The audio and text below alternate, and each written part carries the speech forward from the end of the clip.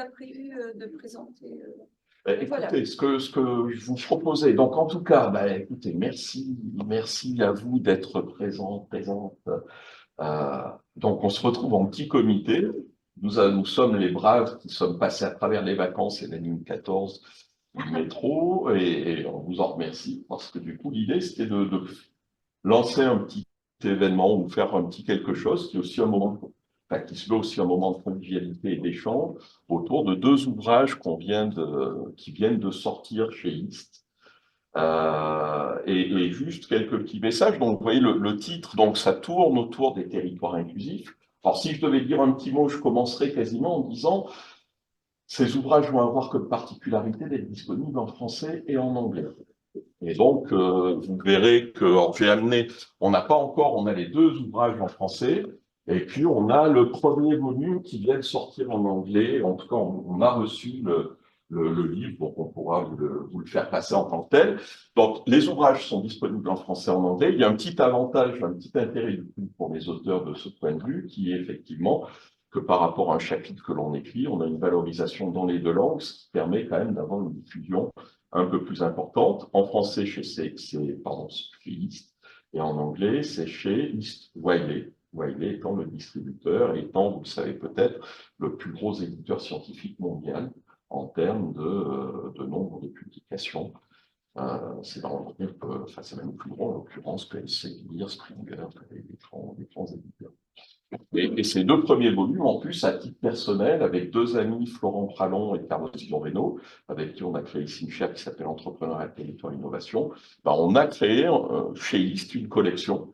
Et donc, c'est un double plaisir parce que finalement, ce sont les deux premiers volumes de la collection qu'on dirige avec Florent et Carlos. Et puis, en même temps, c'est un grand plaisir parce que ce sont également deux volumes auxquels j'ai eu la chance d'être associé par mes camarades et amis. Donc, qui sont ici présents, enfin ici mentionnés, pas tous présents en l'occurrence, mais voilà, avec lesquels on a lancé ce projet. Vous voyez que du coup, c'est cet événement, hop, si on essaye de, allez, si on décale un petit peu, voilà, vous voyez que du coup, c'est une œuvre, le message qu'on pouvait dire avant de rentrer dans le sujet, c'est que c'est un petit peu une œuvre chorale, c'est-à-dire que ce qu'on présente, ces livres qu'on présente, bon, on reviendra évidemment sur la thématique, mais il y a un petit côté œuvre chorale, parce que vous voyez que finalement, ce qui est un petit peu atypique, cinq coordinateurs, des institutions donc, qui ont été associées à travers nous à ces ouvrages, et œuvre chorale, parce que finalement, ces ouvrages, ils arrivent à la suite de deux workshops que vous avez organisés, que Martine avait notamment organisé chez elle et qui avait permis de lancer la discussion autour de cette question des territoires inclusifs. Et donc, on avait, si ma mémoire est bonne, 2019 et 2021. En fait, c'est un programme de recherche qui a démarré. On a démarré avec le thème, le sujet du territoire inclusif, si on retrace. Et d'ailleurs, c'est là où Amina Saidi, qui va se finir bientôt, parce qu'on avait fait diffuser aussi un appel à candidature de thèse. Enfin, il y avait vraiment un programme de recherche initialement.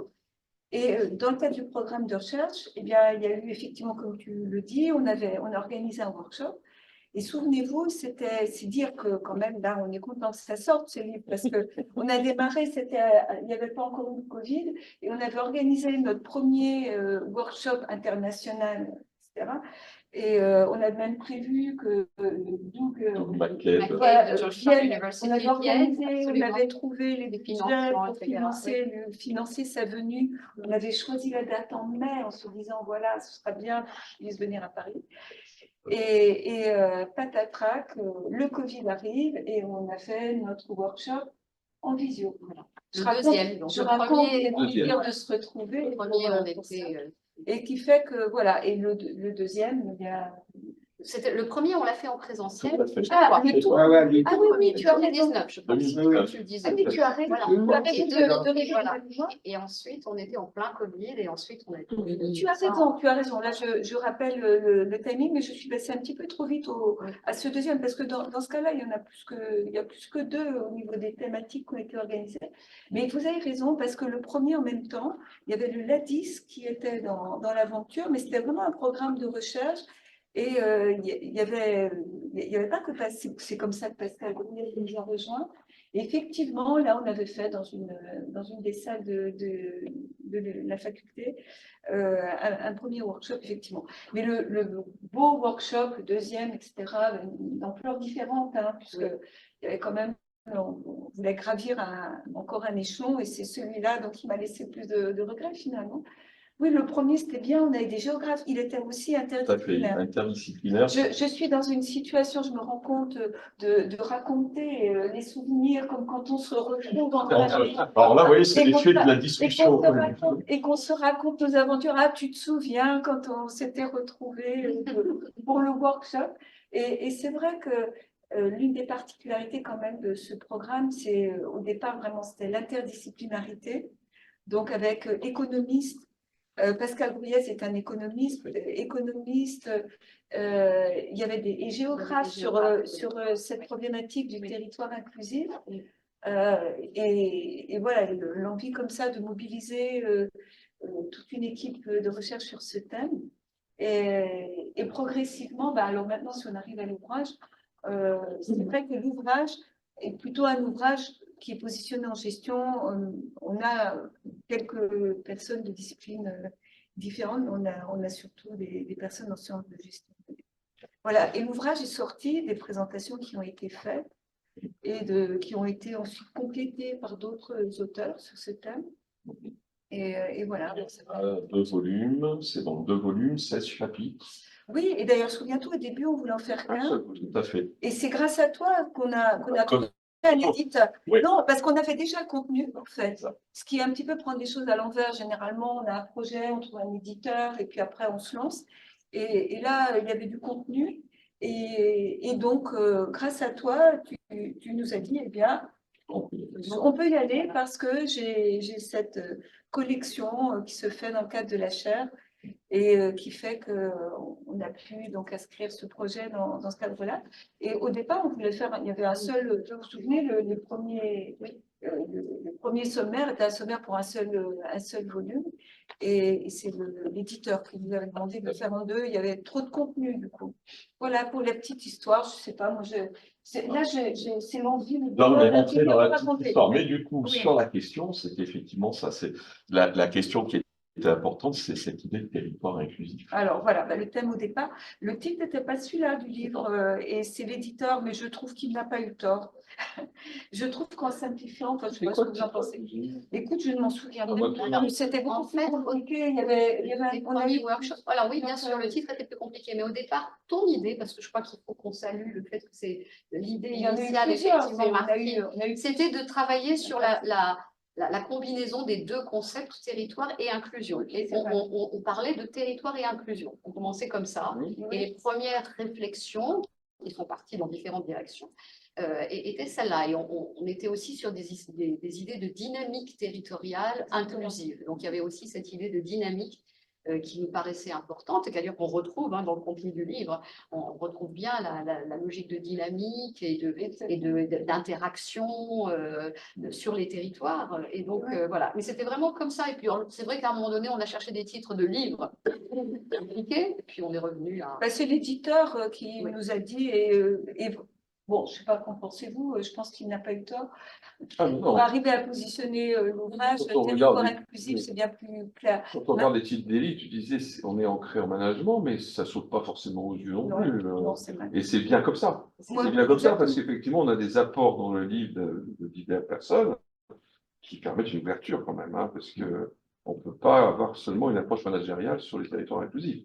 C'est un petit peu ça C'est ça un petit peu la trame. C'est-à-dire que le point, si on rentre après sur le thème, globalement, lié territoire à inclusion, on voit bien qu'on est dans un contexte Depuis des années, on souligne à l'envi les fractures territoriales et les problématiques d'inclusion, d'exclusion en l'occurrence, avec effectivement des inégalités d'accès à l'emploi, des inégalités d'accès, des inégalités sociales très fortes et avec des territoires qui sont effectivement très marqués. Donc souvent on se dit fracture territoriale, le grand indicateur, c'est de dire 40% du territoire français a subi sur assez longue période à la fois une situation de déprise. Ça veut dire quoi? Ça veut dire une baisse d'emploi et une baisse de population. Donc c'est cette fameuse diagonale du vide, enfin ce qu'on appelait à une époque la diagonale du vide, qui aujourd'hui, enfin les géographes ne parlent plus trop de diagonale du vide en tant que telle, mais il y avait quand même cet élément-là en disant une partie du territoire français est soumise à une situation de précarité renforcée, avec des baisses de population, des baisses d'emploi. Et donc des territoires qui sont très grandes difficultés. Le deuxième élément, c'est que quels que soient les territoires, on observe des inégalités très fortes entre les territoires et les inégalités très fortes. Les grands marqueurs qu'on va souvent prendre, c'est le taux de chômage, ce sont les inégalités de revenus, les problématiques d'accès à l'emploi qui vont être souvent des éléments assez importants que l'on va souligner. Et là, on obtient une situation qui est finalement assez contrastée, me semble-t-il, qui est le fait que les taux de chômage vont être très différents d'un endroit à l'autre, mais on observe au sein même d'un territoire donné des inégalités très fortes au sein des sous-parties du territoire. C'est-à-dire, par exemple, pour dire brutalement, l'Île-de-France, c'est globalement la région la plus riche de France. C'est même considéré comme une des régions en Europe, c'est une des rares régions françaises qui soit au-dessus de la moyenne de richesse créée au niveau européen. Donc on est considéré, alors on n'est pas considéré comme étant dans les meilleures régions en tant que telles, que ce soit en termes d'innovation, en termes de richesse, mais on n'en est pas loin. L'Île-de-France est vraiment la région la plus forte. Auvergne-Rhône-Alpes s'en tire plutôt pas mal aujourd'hui aussi. Mais globalement, on a cet élément-là. Donc on pourrait dire l'Île-de-France, c'est super, c'est une région riche. Et en même temps, c'est dans l'Île-de-France qu'il y a les disparités les plus grandes. Et là, quand vous regardez les cartes, par exemple, des quartiers prioritaires de la ville, vous vous rendez compte que c'est l'Île-de-France qui est marquée par les plus fortes inégalités. C'est là qu'on a à la fois le plus de richesse en moyenne, c'est là qu'on a à la fois la plus forte concentration, par exemple, des personnes à très fort revenu, mais en même temps, c'est là qu'il y a les inégalités les plus fortes et les territoires, les quartiers qui peuvent être le plus en difficulté. Et là, du coup, se pose la question, qui avait été un peu l'un des éléments, c'est de dire, mais alors, finalement, nous, en tant que gestionnaires, et cette question des territoires, comment on peut l'aborder? Et est-ce qu'à un moment donné, on n'a pas quelque chose à travailler et à dire sur finalement qu'est-ce qui se passe dans les logiques par rapport à ces questions d'exclusion ou d'inclusion, et avec différents éclairages. Un premier éclairage, ça me semble-t-il, le premier chapitre de Martine, qui était finalement de dire, mais alors attendez, c'est quoi cette histoire de territoire inclusif? Est-ce que les termes n'ont pas changé? Est-ce que les choses n'ont pas évolué? Qu'est-ce que ça voudrait dire? Et puis effectivement, l'impression qu'on avait, ce que tu disais, en dynamique, une évolution très forte, c'est-à-dire qu'on a eu des discours qui ont évolué au cours du temps, et on a des politiques publiques qui ont évolué au cours du temps. Et ce qui nous semblait aussi intéressant, enfin, c'est que vous voyez qu'il y a deux volumes quand on a essayé de réorganiser, c'est-à-dire finalement, on peut s'emparer du sujet à travers des regards un petit peu différents. On peut essayer de voir comment les différents acteurs, les entreprises ou plus largement les organisations, les acteurs, les entreprises de l'ESS, les associations peuvent s'attaquer à ces questions-là.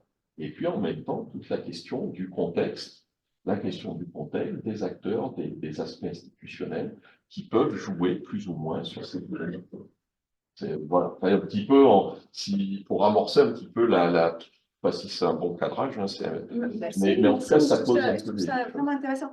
Et merci beaucoup. Et ça en fait, à t'écouter, je me disais aussi qu'il y a encore beaucoup à faire parce que je pense que c'est un livre qui est un livre d'étape. Quand je disais qu'il est, en fait, le contenu, la quasi-totalité du contenu existait déjà, puisque ça a mis du temps à apparaître, mais avant le Covid presque, où les derniers ont émergé là. Je pense que c'est. Moi, quand je voyais le temps pris pour la publication, je me disais, mais peut-être au moment où le livre va sortir, on aura résolu les problèmes. Y aura-t-il encore une pertinence? Surtout que au moment où où nous, on s'est emparé du sujet, ce qui était plutôt d'ailleurs quelque chose qui pouvait rendre optimiste. Il y avait beaucoup de monde qui traitait de ce sujet, c'est-à-dire qu'il y a l'expression territoire inclusif, on la voyait ressortir enfin, utilisée pour d'ailleurs désigner un peu tout et n'importe quoi avec une définition un petit peu floue. Et donc, il y a le fait de se dire, vous voyez, quand on a un ouvrage qui peut prendre du temps à sortir, est-ce qu'à ce moment-là, ce qu'on va présenter sera encore un jour, sera encore pertinent. Et je dois dire que malheureusement, quand je faisais le point par rapport à tout ça, malheureusement, non seulement c'est pertinent, mais je crois que la situation, oui. Enfin, les inégalités ne disparaissent pas. Non seulement elles ne disparaissent pas, mais le Covid a fait émerger de nouvelles situations. Et au contraire, on parle moins de territoire inclusif, sans doute, parce que voilà, dans nos domaines, dans ces domaines-là, il y a un petit peu des courants de mode. Mais le problème est toujours aussi vif. Et alors, donc, à t'écouter, je pense qu'il y a toute une voie de recherche je pense qu'il y a encore à plus approfondir que ce qu'on amorce dans l'ouvrage, qui est également d'aborder l'ensemble des territoires. Parce que dans notre approche, on a plutôt été pour cibler, enfin, il y a deux angles pour aborder cette problématique de l'inclusion sur un territoire, de territoire inclusif. Il y a eu deux grandes approches, celle des populations concernées par l'exclusion et celle des dynamiques qui pouvaient se mettre en place au niveau d'un territoire, et avec l'idée aussi de montrer ce qui se faisait comme démarche inclusive sur un territoire, quels étaient les écosystèmes qui pouvaient se mettre en place, et en mettant en évidence, en fait, plus particulièrement dans le volume 1, le rôle des entreprises, le rôle que les entreprises et les organisations peuvent jouer pour impulser des initiatives. Et dans le volume 2, être beaucoup plus sur l'approche par les institutions. Donc, en fait, il y a ces portes d'entrée qui sont… Pour les coquilles. Ah, il restait des coquilles? Non, c'est moi qui l'ai faite parce que en fait, je suis reparti de la table des matières. Je m'excuse, parce qu'on l'a tellement relu et relu que tout d'un coup, je me dis… Non, rassure-toi. De toute façon, c'est pas possible qu'il y en ait pas du tout. En tout cas, voilà. Bon, ce que je voulais dire, c'est que à la fois sur ce point-là, déjà sur les problématiques qui sont traitées, malheureusement, comme il y a un premier angle d'approche qui est de se pencher sur tout ce qui génère de l'exclusion et de se poser la question de savoir que faire, comment mobiliser, que peut faire une entreprise, que peuvent faire les organisations, l'entreprise c'est au sens très large, que peut-on entreprendre, d'ailleurs c'était ça en fait les titres, c'est entreprendre l'inclusion sur un territoire, l'idée première. Parce que la notion de territoire inclusif, elle pouvait apparaître, c'est pas le territoire qui est inclusif en soi, simplement on constate que, comme tu dis, il y a des territoires dans lesquels il y a beaucoup d'exclusion et d'autres territoires où il n'y en a pas. En même temps, dans l'idée de territoire inclusif, il y a aussi de façon sous-tendue le projet qu'un certain nombre d'acteurs mettent en œuvre sur un territoire et qui est un projet justement de lutter contre les exclusions qui sont à l'œuvre ou également de développer un projet de société, c'est-à-dire même en dehors du fait de se pencher sur une population exclue ou de se mobiliser pour favoriser une dynamique qui soit une dynamique porteuse en matière d'inclusion, de lutte contre les inégalités, contre la pauvreté aussi, contre les discriminations, eh bien, il y a aussi un projet de société qui serait le projet, c'est pour ça que je parle d'écosystème téléologique, donc un projet de société qui est porté et qui serait un projet de société où, dans le rapport aux autres qu'on peut avoir, on est dans un rapport inclusif à autrui. Et avec aussitôt la question du rapport à la différence qu'on observe chez les autres et le fait de considérer que la démarche, le fait d'être sur un territoire inclusif, c'est aussi un territoire qui veut, vous savez, la différence qu'on fait entre lutter contre les discriminations et porter une politique de diversité, par exemple. Eh bien, là, ça peut être aussi un territoire où on intègre comme projet d'être inclusif, c'est-à-dire de pouvoir avoir une ouverture à la diversité, et plus qu'une ouverture, d'être porteur de diversité, de considérer que... J'ai envie de rebondir juste sur ce que tu viens de dire à propos de la dualité finalement entre d'un côté lutter contre les discriminations ou porter un projet inclusif. C'est un peu aussi, c'est la même dualité qui se retrouve entre lutte contre l'exclusion et développer des politiques inclusives, que ce soit au niveau des institutions, des organisations, des politiques ou des acteurs qui peuvent prendre l'initiative de le faire. Et c'est d'ailleurs ce qu'on a voulu faire avec Gilles dans notre chapitre, c'est démontrer justement cette évolution et s'interroger sur les raisons est-ce que derrière les mots, finalement, il y a autre chose? Qu'est-ce qui pousse à ce qu'on se retrouve finalement davantage dans une logique d'action constructive, en tout cas c'est l'affichage, qui n'est plus de combattre le problème, mais d'améliorer, hein, d'avoir un projet d'amélioration et donc de diversité versus combattre la discrimination, d'inclusion versus combattre l'exclusion. Qu'est-ce qui est derrière? C'est un des points qu'on a essayé d'ailleurs de développer aussi, hein, dans nos travaux. Et c'est pas terminé, absolument. Parce qu'il y a une vraie réflexion à faire. En fait, on a une inflation de l'inclusion partout. Oui, c'est ça. On a une inflation du discours, on a une inflation peut-être du projet. Mais quand on lutte contre l'exclusion, on met en place des dispositifs, des processus, des choses comme ça. Là, quand on a ce discours inclusif, qu'est-ce qu'on met en place? C'est une question très pragmatique, très claire, et en quoi ça donne du sens. Voilà. Donc, c'est exactement ça. C'est pour ça qu'on a fait le... Tout à fait. Mais moi, je pense que c'est une question toujours extrêmement d'actualité. Oui, justement. Malheureusement. Malheureusement. Et la question qu'on peut se poser, c'est comment se fait-il, alors que, justement, là, il y a quand même une antériorité où on se penche sur cette question des exclusions, de la discrimination, de la pauvreté, des inégalités.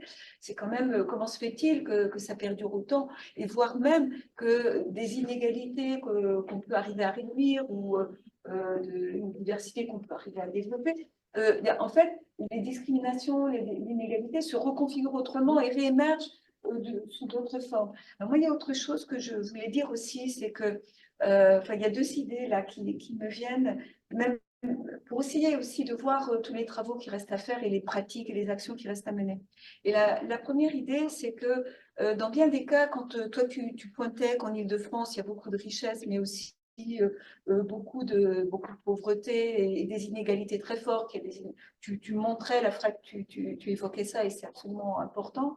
Et en fait, la question aussi qui est peut-être aussi à se poser, c'est que si on se focalise et si on parle de territoire inclusif, c'est parce que les territoires aussi peuvent être pas exclusifs, mais dans le sens de porteurs d'exclusion. Et en fait, ce qu'on constate, c'est qu'il y a des territoires qui sont porteurs d'exclusion. Et en fait, ça fait partie des questions, moi je pense dont il faut s'emparer, parce que évidemment, il y a une longue perspective de développement de pratiques inclusives, mais les pratiques qui sont à développer d'inclusion, la meilleure prévention de ça, c'est la meilleure lutte contre les discriminations, les inégalités, la pauvreté, c'est de faire en sorte que les territoires, je pense qu'on ne peut pas dire territoire exclusif, mais ne sont pas porteurs d'exclusion. Or, il y a des territoires qui sont porteurs d'exclusion.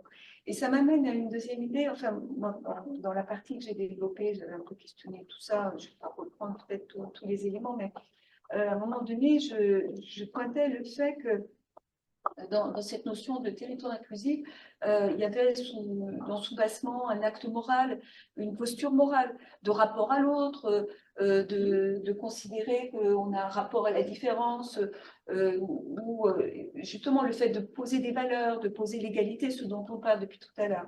Et je pense qu'en fait, ce qui est peut-être moins abordé là, mais qui reste beaucoup ce sur quoi on déboucherait finalement et qui reste encore à traiter, c'est le fait que c'est pas seulement un acte moral, c'est un acte politique. Et le volet politique, on l'a traité quand même en montrant, par exemple, des institutions. Mais je pense qu'il y a vraiment, finalement, dans le projet, c'est un projet de société, c'est un projet de vie collective, hein, oui, un projet de société, je crois qu'on ne peut pas le dire mieux que ça. Et ce projet de société, bien, oui, il a aussi une dimension politique, et sans volonté politique, on peut, comment dire, la dimension politique peut être génératrice de territoires porteurs d'exclusion.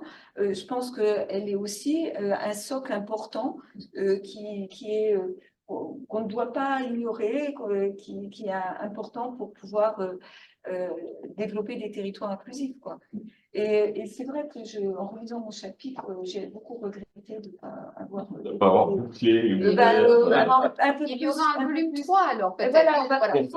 C'est à continuer, parce que je pense, et à ce moment-là, c'est pour ça que la pluridisciplinarité elle est importante. Donc nous, on avait des géographes, des économistes, mais je pense qu'on a besoin aussi de sociologues, philosophes et de personnes en sciences politiques, parce qu'il y a à développer quelque chose qui...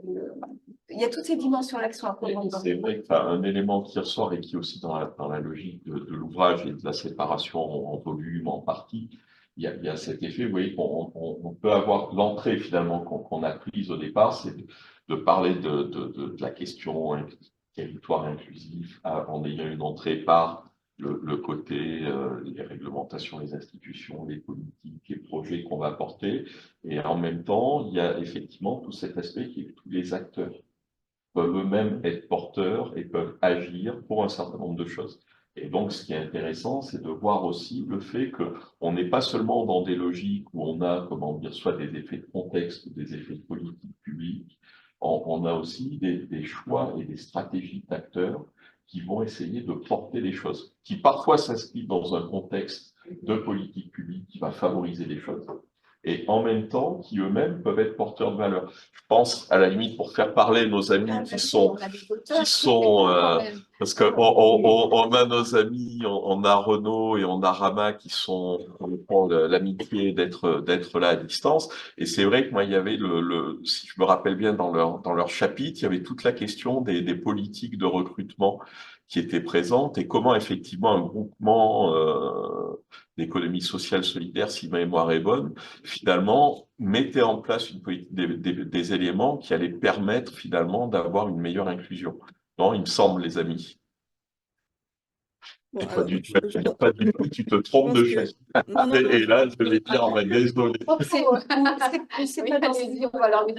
alors parfaitement, mais je pense que Renaud, en tant que directeur de ce groupement, aurait beaucoup à dire là-dessus. Alors moi, j'avais le regard, on va dire, extérieur de la chercheuse en management qui essaie de placer des concepts et puis d'analyser les pratiques de ce groupement.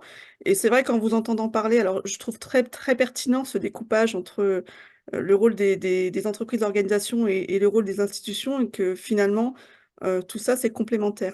Et c'est vrai qu'en voyant le cas ISA Group, alors moi, c'est un cas qui m'a marqué et j'ai voulu qu'on travaille ensemble et de pouvoir partager en fait l'expérience d'ISA Group enfin, d'abord au cours du workshop et ensuite cette opportunité de pouvoir l'écrire dans un ouvrage, c'était une super opportunité et pour faire connaître la méthode de recrutement qui est mise en avant dans ce chapitre et connaître les initiatives que peuvent avoir des associations et des groupements d'économie solidaire comme celui d'ISA Group, mais ISA Group n'est pas le seul.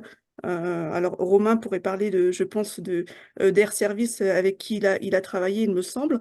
Ou voilà. Et finalement, dans ce cas, on se rend compte que on va avoir l'effet des institutions, parce que derrière ISA Group, il y avait aussi le CORAS qui est là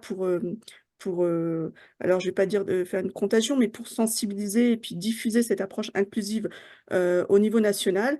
Et on a des cas comme ISA Group qui cherchent sur leur territoire à diffuser une approche inclusive, mais au-delà de ça, et c'est là que la logique d'acteur intervient à notre niveau, le travail que fait Renaud et que je trouve formidable, c'était aussi de convaincre son personnel d'adopter une démarche inclusive. Donc, alors, il y avait les membres du personnel, les entreprises autour qui travaillent avec cette structure d'insertion pour les faire adhérer dans une démarche qui est très différente de ce qu'ils faisaient jusqu'à présent. Et puis que finalement, en discutant avec Renaud, on se rend compte qu'il a réussi à convaincre certaines structures avec qui il travaille beaucoup de développer des approches plus inclusives et qui sont maintenant convaincus que des ressources humaines jusqu'alors délaissées avaient des compétences et étaient d'une grande richesse pour ces organisations. Voilà, donc il y a un peu, il y a plusieurs niveaux finalement qui s'entremêlent et c'est là que c'est très intéressant parce qu'on voit que finalement pour pouvoir développer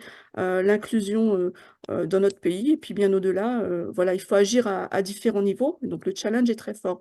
Alors tout à l'heure, je crois que alors parce que je vois pas très bien et j'ai pas très bien tout entendu, mais je connais pas tout le monde, mais je suppose que c'est Martine Brasseur qui s'exprimait tout à l'heure, j'imagine pour se dire bah, Oui, non. finalement, est-ce que les choses ont changé depuis la crise du Covid et puis depuis finalement ces écrits et alors c'est vrai que moi, je commençais un peu à m'intéresser à d'autres initiatives qui sont dans cette logique. Ce sont les fameux clubs des entreprises. Les entreprises s'engagent dans chaque département où dans le Cher, on a un groupement qui est un club qui est très actif et on est aussi, l'objectif, c'est aussi de continuer dans cette logique en se disant que voilà, en échangeant, en pouvant, en développant, alors moi, j'ai beaucoup travaillé depuis dans mon HDR, en relisant cet article finalement, parce que je me suis rendu compte qu'il y avait beaucoup de choses, et puis on ne l'avait pas fait dans une logique d'article de recherche au départ, donc on se rend compte, voilà, moi je me rends compte aujourd'hui qu'au niveau théorique, il y a des choses qui auraient pu être dites d'autres, donc c'est vrai qu'avec l'angle de l'école de la proximité, on se rend compte voilà, que tout le travail à faire, c'est de développer des proximités, qu'elles soient cognitives en plus que géographiques, pour pouvoir développer l'inclusion dans les organisations sur les territoires. Voilà ce que j'ai à dire en complément. Je ne sais pas si Renaud, tu... Ah, Renaud, ce serait. Alors attention parce que Renaud, il est plus bavard que moi. Ah, oui. Fallait couper. Vas-y, Renaud. Je suis- Mais, non, non, alors moi je suis ravi, vraiment ravi de l'invitation. Merci beaucoup de m'avoir invité à partager ce temps avec vous. Et merci à Rama en fait de m'avoir associé à la rédaction de son article. C'est vrai que en fait cette mise en valeur d'ISA Group, elle est importante pour nous. Et par rapport à tout ce que vous avez dit tout à l'heure, en fait toute la logique de notre fonctionnement, elle est partie d'un préalable qui paraît évident, mais en même temps qui est intéressant à rappeler quelquefois.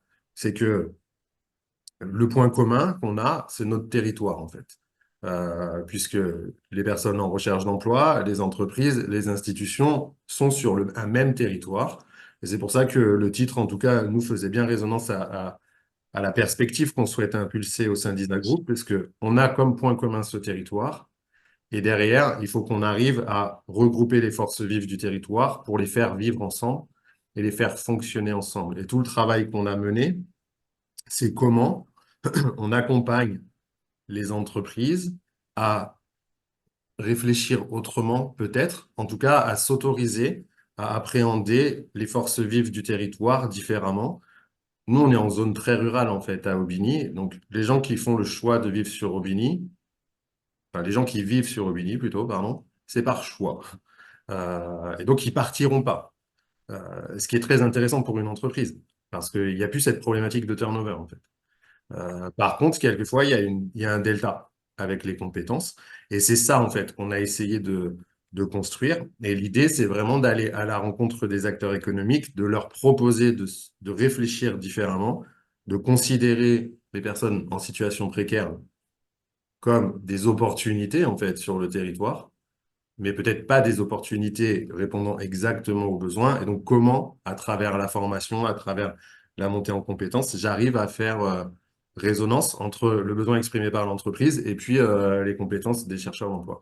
Donc, c'est ça qu'on a essayé de construire. Après, je rejoins ce que vous disiez tout à l'heure. Aujourd'hui, les choses changent. Et ce que disait Rama à l'instant sur le club des entreprises s'engage, dans lequel nous, on est fortement engagés. Mais j'ai aussi à l'esprit le campus de l'inclusion, en fait, qui a été initié par Thibaut Gui, qui est aujourd'hui le directeur de France Travail. Mais et qui se propose en fait d'accompagner les entreprises dans le déploiement de leur politique inclusive, en fait, on sent bien qu'il y a une évolution quand même pour amener les entreprises à s'autoriser à considérer des personnes, j'allais dire des catégories, je m'excuse, c'est pas beau, qui étaient un peu stigmatisées, et plutôt que de les voir comme, en tout cas, de leur donner une opportunité sous la contrainte, plutôt de se dire que c'est juste une opportunité en fait pour une entreprise. Et je trouve que ça, c'est quelque chose de positif. Donc voilà, en tout cas, moi, je trouve passionnant les thématiques sur lesquelles vous êtes engagé. Il y a beaucoup à dire et beaucoup à faire encore. Mais je pense que c'est un des moyens et celui que vous avez choisi en partageant à la fois cette approche que vous pouvez avoir en la vulgarisant par des exemples en fait qui permettent une appropriation qui est certainement plus facile pour un plus grand nombre de personnes et qui permet après de se le réapproprier et de voir comment on peut l'envisager sur son territoire. Donc voilà, bravo en tout cas pour le travail. J'ai pris plaisir à lire les livres en fait que j'ai récupérés et voilà, je suis ravi d'avoir été associé à cette démarche et je trouve passionnant les échanges de ce soir. Donc merci beaucoup. Merci. Merci beaucoup. Merci vraiment. Et en fait, je pense que l'ouvrage, il a aussi cette fonction de pouvoir montrer qu'on peut faire des choses. Et que et non seulement on peut les faire, mais je crois qu'il y a comme ça, avec, dans votre chapitre, ça permet de... On peut se dire qu'à terme, le fait de lire ça, de le présenter, de montrer qu'il y a des choses qui fonctionnent, qui peuvent être mises en place, on peut espérer qu'il y a un effet de démultiplication aussi, en tout cas que d'autres s'en empareront. Et je pense que ça, c'est un peu les perspectives. C'est un ouvrage qui s'adresse, qui est un ouvrage qui peut déboucher. Il y a d'autres travaux de recherche à mener, et beaucoup. J'entendais Rama qui disait, oui, quand je relisais mon chapitre, je me disais, prenant tel cas théorique, etc. Mais puis même, il n'y a pas que ça, il y a beaucoup de travaux de recherche encore à mener, des questions qui restent ouvertes. Mais je pense qu'il y a aussi à mettre en pratique que ce ne soit pas uniquement le fait de tous ces dispositifs qui sont décrits, bien, ils peuvent être intensifiés, développés. Donc, je pense qu'en termes de cycle d'ouvrage, moi j'espère qu'il y aura des professionnels qui pourront le lire, je l'espère. Pas uniquement, ça ne restera pas au niveau académique, quoi. Ce serait mieux.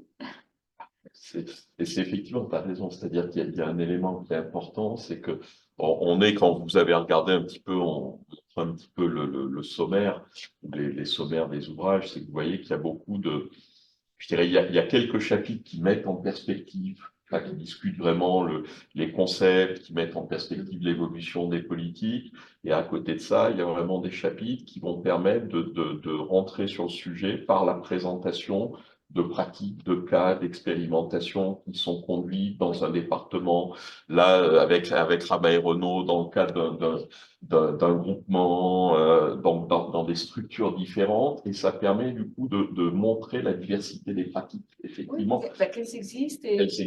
Qu'elles fonctionnent, et du coup, ça amène à la question de, finalement, il y a des choses qui sont sans doute transposables, il y a plein d'initiatives qui existent, qui peuvent passer plus ou moins à l'échelle, et qui peuvent appeler finalement à d'autres évolutions. Et donc, ça soulève pas mal de... Ça me fait penser que c'est la thèse d'Amina, parce que c'est comment institutionnaliser une démarche.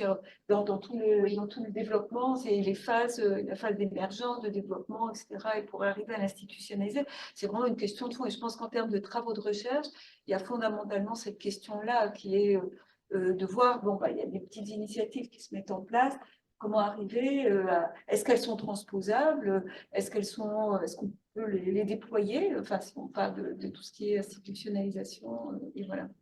Et pour rejoindre ce que disait Rama à l'instant, ça montre bien cette multi-approche qui a été développée dans les deux ouvrages, à la fois des réflexions sur les concepts, sur les évolutions qu'on peut constater, et des exemples et des dispositifs et des cas pratiques, montre bien, et ce que tu viens de dire également, Martine, montre bien la nécessité justement que les acteurs au sens très large, qu'ils soient institutionnels, entreprises, organisations, collectivités territoriales ou initiatives locales, ont tous un rôle à jouer. Oui. Et que il semblerait qu'on est en difficulté vraiment de faire progresser les dynamiques inclusives si seulement une partie de ces parties prenantes se mettait à faire quelque chose. Parce qu'on est vraiment dans des phénomènes qui sont complexes, il peut y avoir des facteurs nouveaux qui interviennent, exemple le Covid, et qui en rajoutent finalement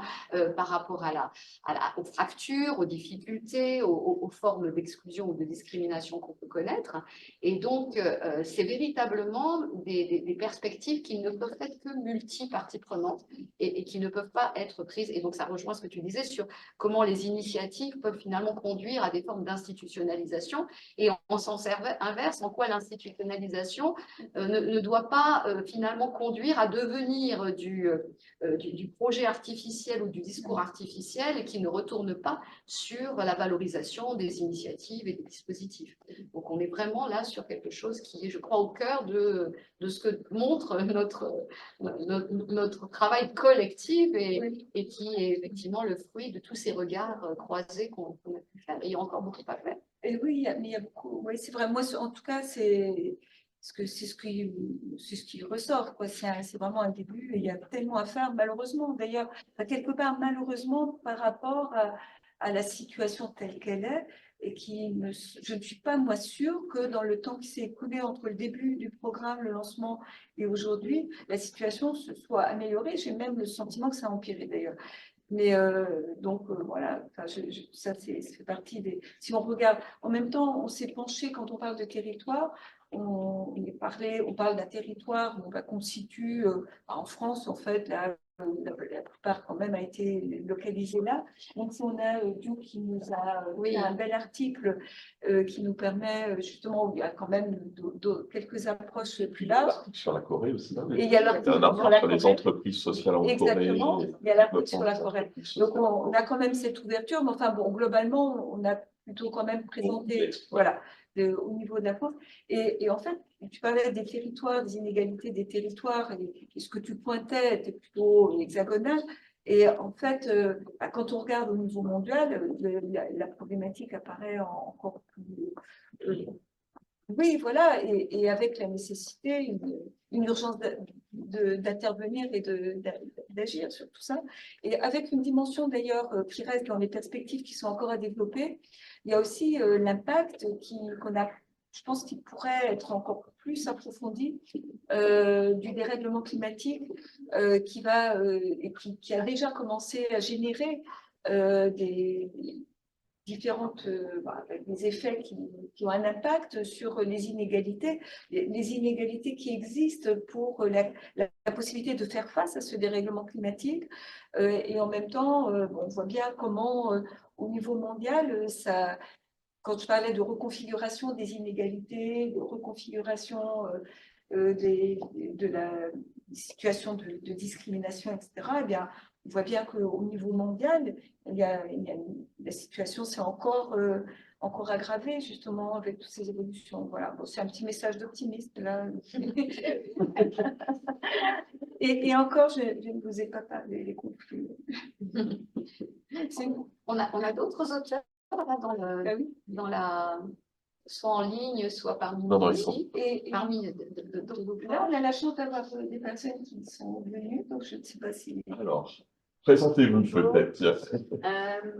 Moi, je suis élève en fait ici à l'IAE, dans le Master en Management des associations. Et je travaille depuis 10 ans dans l'associatif. Et je voudrais écrire un mémoire sur le lien entre les tiers-lieux et les cafés associatifs parisiens et leur impact réel sur les territoires, parce qu'il me semble qu'il y a pas mal de développement de ces tiers-lieux en ce moment. Enfin, c'est un peu même devenu une mode.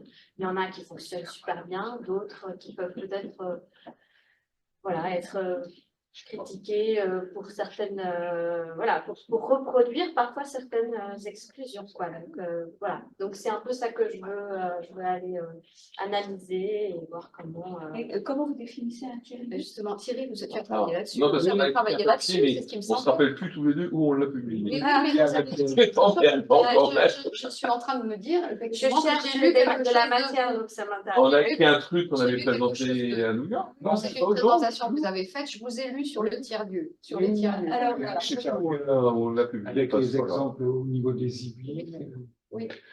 c'est là qu'il a travaillé avec Oui. pour faire une catégorisation des tiers-lieux. Et, D'accord. Donc ça, il y a c'est- plusieurs distinctions. Il y a le tiers-lieu un peu social, puis le tiers-lieu qui va devenir une entreprise. On a fait la différenciation entre celui qui est destiné à être une entreprise, les Fab Labs, par exemple, ça fait entrepreneur, ainsi de suite, et de l'autre côté, le tiers-lieu social avec un qui a une dimension très politique, de type les ZAD. Donc, c'est un tiers-lieu assez revendicatif. Et l'idéal est là. Les cafés parisiens, je connais bien parce que mon fils, il a fait le caissier. C'est lui qui prenait les caisses et qui allait les distribuer partout. Donc, c'est un métier assez risqué, je dirais.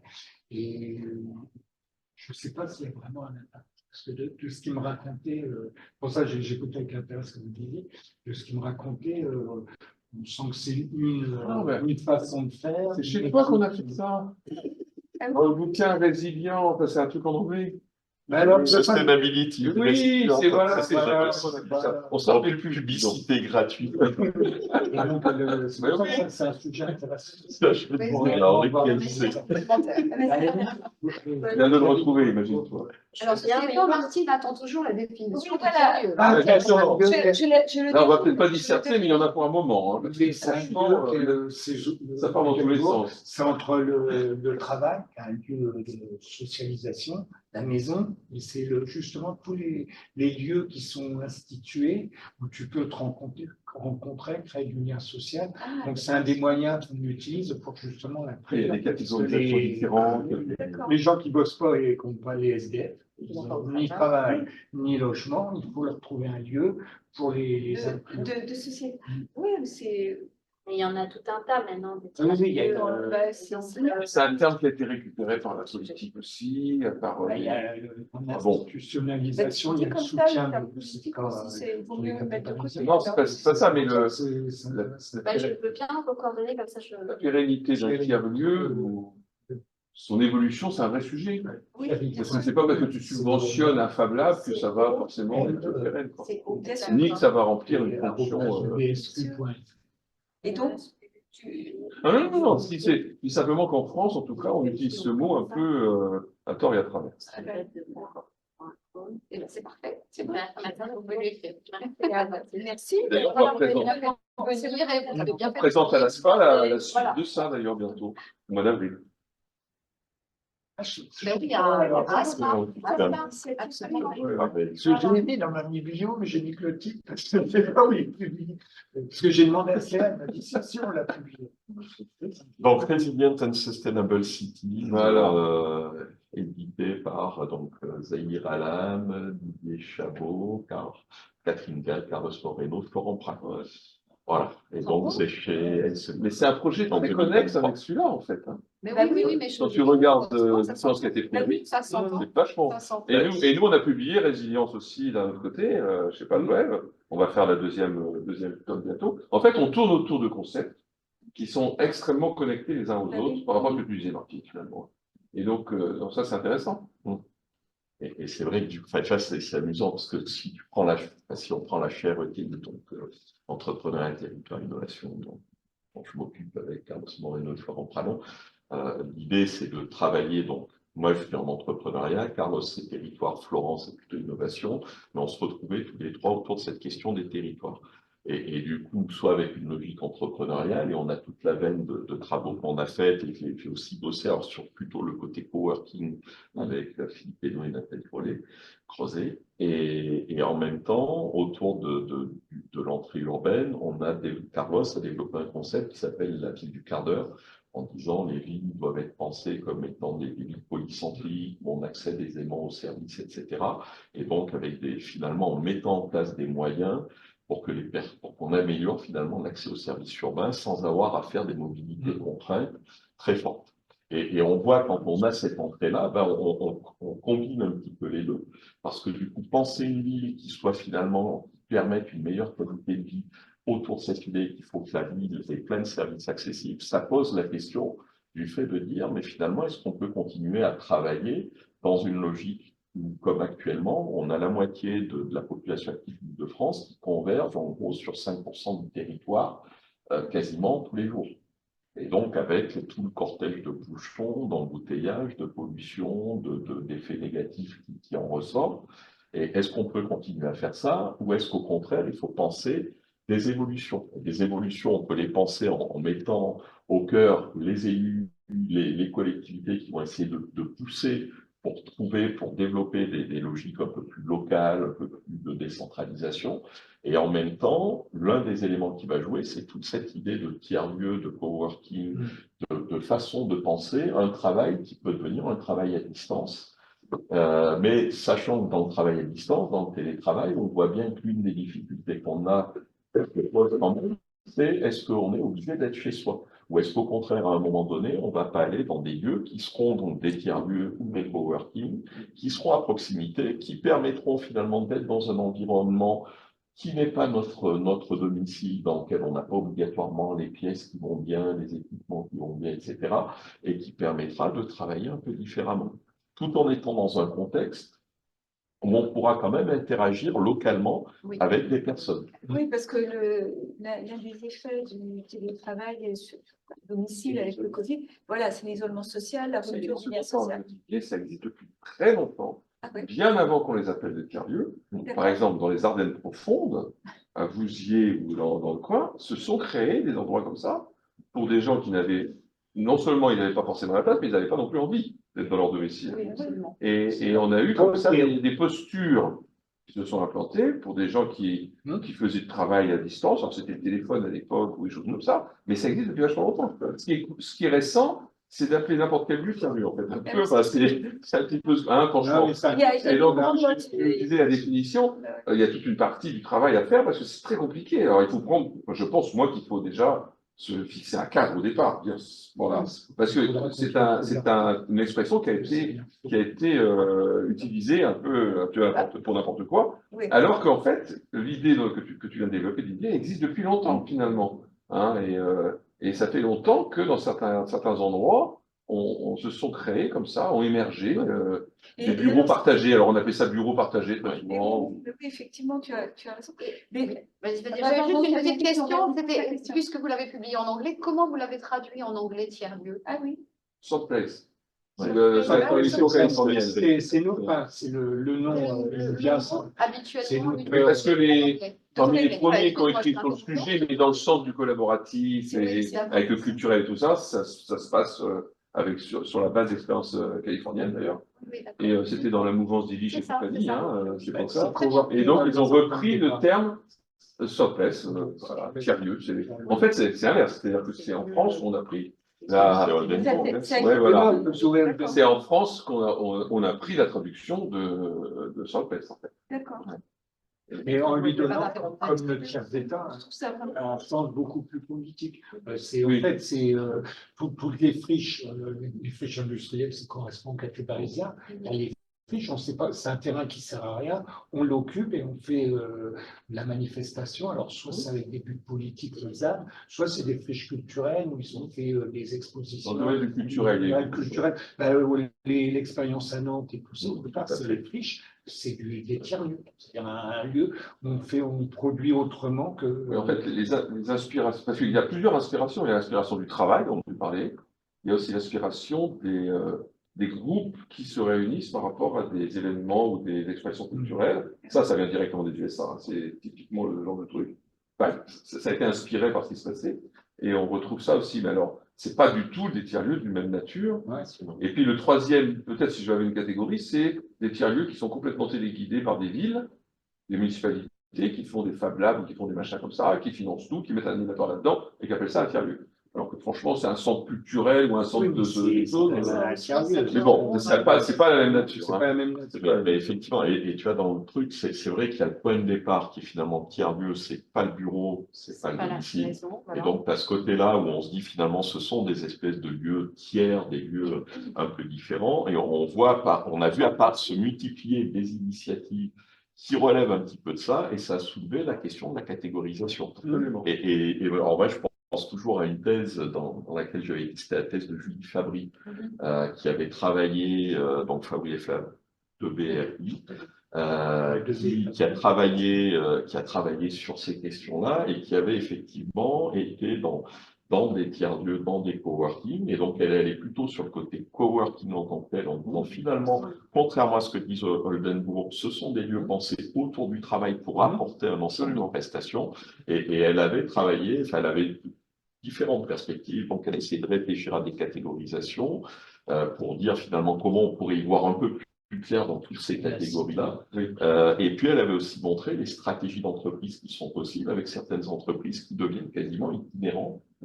Celles qui utilisent, celles qui décentralisent, et on voit des choses intéressantes.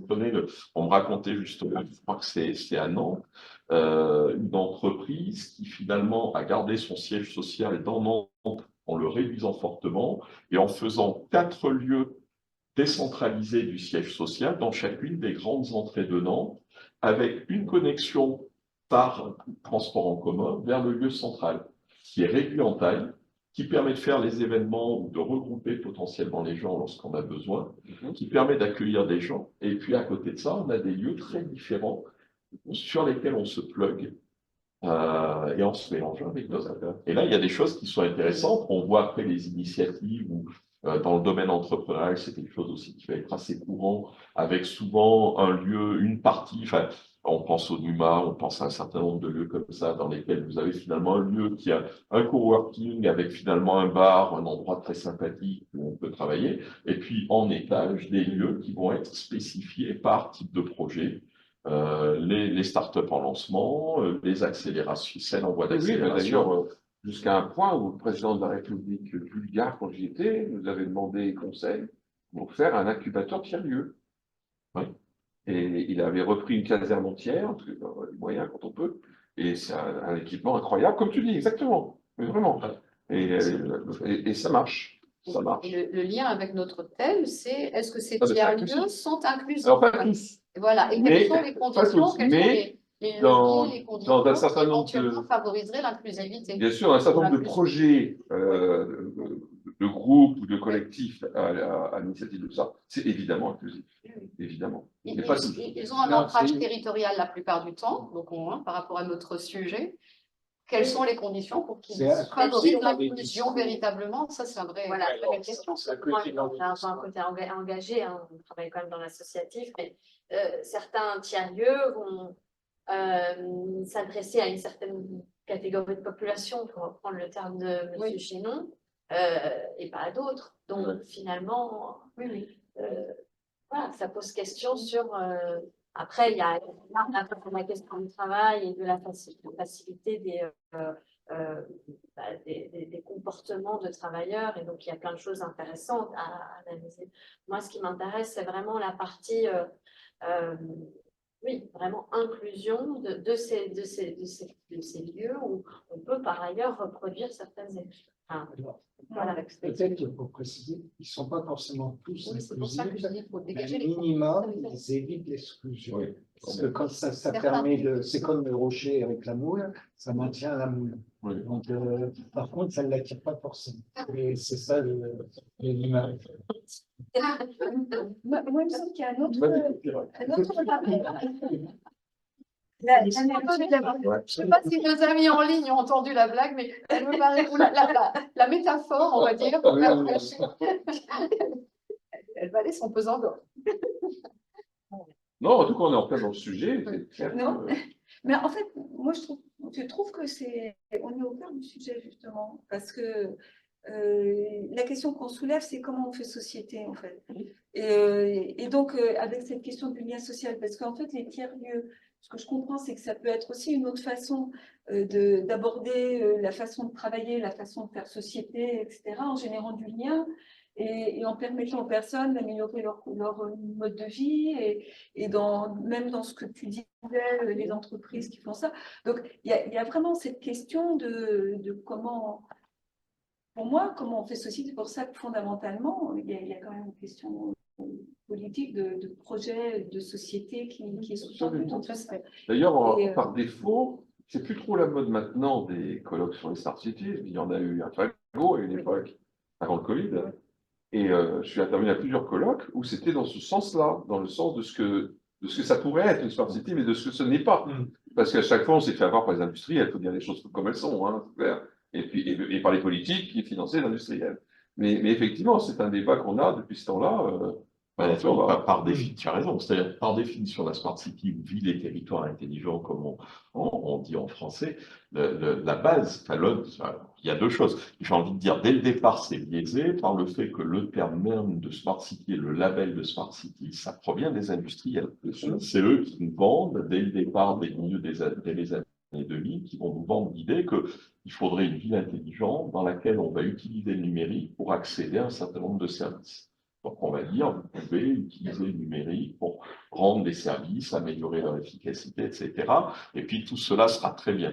Ensuite, on voit apparaître le fait de dire, mais le numérique peut avoir un vrai effet sur l'inclusion, on va pouvoir avoir de la participation citoyenne, etc. Mais l'une des grosses difficultés, c'est de dire concrètement, votre Smart City, dire on va introduire le numérique dans la ville et faire en sorte qu'on améliore la gestion de la ville, ça peut être extrêmement divers. C'est-à-dire que ça peut être l'application qui permet de gérer le ramassage des encombrants, ça peut aller jusqu'à l'application pour la cantine scolaire des enfants, ça va être les éclairages intelligents, ça va être des éclairages qui repèrent la circulation et qui envoient de l'information. On va avoir des services qui peuvent être extrêmement divers. Ça va être par exemple On Dijon à Dijon, où vous avez votre application et vous pouvez signaler s'il y a un problème, poser des questions, revenir, avoir les éléments qui vous aident. Donc ça, c'est quelque chose qui peut être, qui présente du potentiel, mais en même temps, la difficulté, ça peut être citoyen, ça peut ouvrir sur plein de choses, mais ça peut ne pas l'être du tout. Eh oui. Et la difficulté, souvent, c'est ça, c'est qu'en fait, à un moment donné, quand tu es en position d'élu, effectivement, est-ce que ta Smart City, c'est avant tout un moyen d'améliorer une efficacité technique des services? Et puis voilà. Et du coup, de diminuer les coûts, d'améliorer, d'optimiser, par exemple, de la gestion des déchets, etc. Est-ce que ça transforme Est-ce que ça transforme les choses? Est-ce que ça permet d'améliorer la qualité de vie? Est-ce que ça permet aux citoyens de dire, là, il y a un souci, il y a un accident, il y a un problème, intervenez, venez faire quelque chose? Ça peut être effectivement... Est-ce que ça ne crée pas de l'exclusion? Est-ce que ça crée pas de l'exclusion? Si tu n'as pas cette Parce que le solutionnisme crée de l'exclusion. Exactement. Si on tombe dans le techno-solutionnisme... Moi, j'ai assisté à des trucs, c'était du solutionnisme de A à Z. Hein. Mais souvent, si tu veux, c'est le risque. C'est-à-dire que tu dis, voilà, j'ai mon outil technique, mon outil numérique, et donc, il y a un problème, on le résout. Et vous avez l'application qui permet. Le problème, c'est quel est l'usage réel? Quel est l'usage réel? Quel est l'impact? Est-ce que ta solution est adaptée aux besoins des utilisateurs? Est adaptée réellement à leur façon de fonctionner ou pas?